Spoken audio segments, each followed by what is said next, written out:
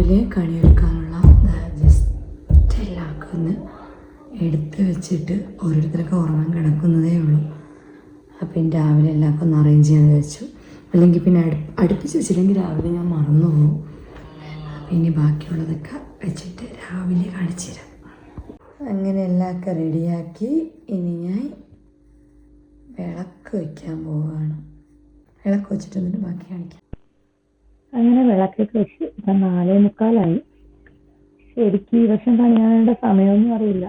സ്കൂളുള്ളതുകൊണ്ട് ഈ ഒരു ടൈമിൽ പറ്റത്തുള്ളൂ.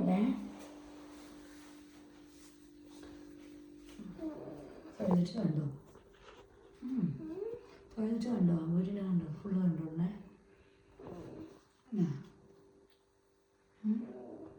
നല്ലോണം കണ്ടോ ഫുള്ള് കണ്ടോ നോക്കടേ. ഓക്കെ ഓക്കെ ആ ഓക്കെ ഓക്കെ. ഇനി പപ്പേൻ്റെ കൈ നീട്ട് കൊടുത്തു. പൈസ എടുത്തിട്ട് പോകും. ഒന്ന് കൈ നീട്ട് എന്നിട്ടാ വലത് കൈ വലത് കൈ വലത് കൈ 2 കൈ കൂടെ നീട്ടുക.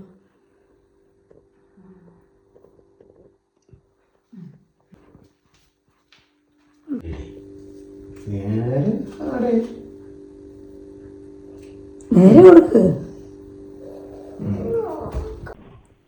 അങ്ങനെ ചുക്കും ഉണ്ട്. ഇത് സമീപം എടുത്ത കൃഷിക്കണിയാണ്. ഒരു കണ്ണൂരാണ് അവരുടെ സ്ഥലം.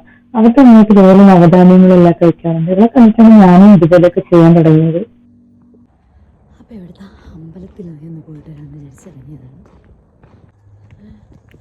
നമ്മൾ ഇവിടുത്തെ അമ്പലം തുടങ്ങിയിട്ട് നീ പോകാറുണ്ട്, ഇവിടെ പോകാറുണ്ട്.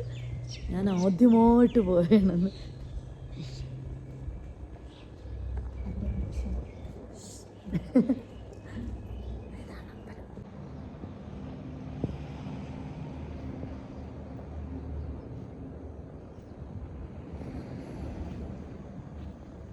ഗാർഡനൊക്കെ സെറ്റ് ചെയ്ത് തുടങ്ങുന്നേ ഉള്ളൂ.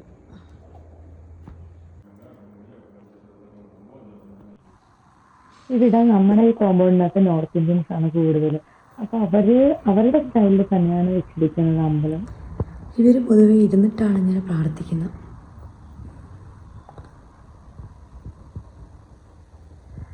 നമ്മൾ മാത്രമേ ഉള്ളൂ.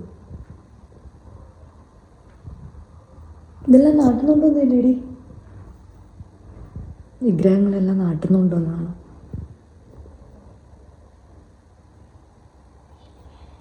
ഒരാഴ്ച ആവുന്നില്ല. കഴിഞ്ഞ ശനിയാഴ്ച നടന്നായിരുന്നു ഇവിടുത്തെ പരിപാടി.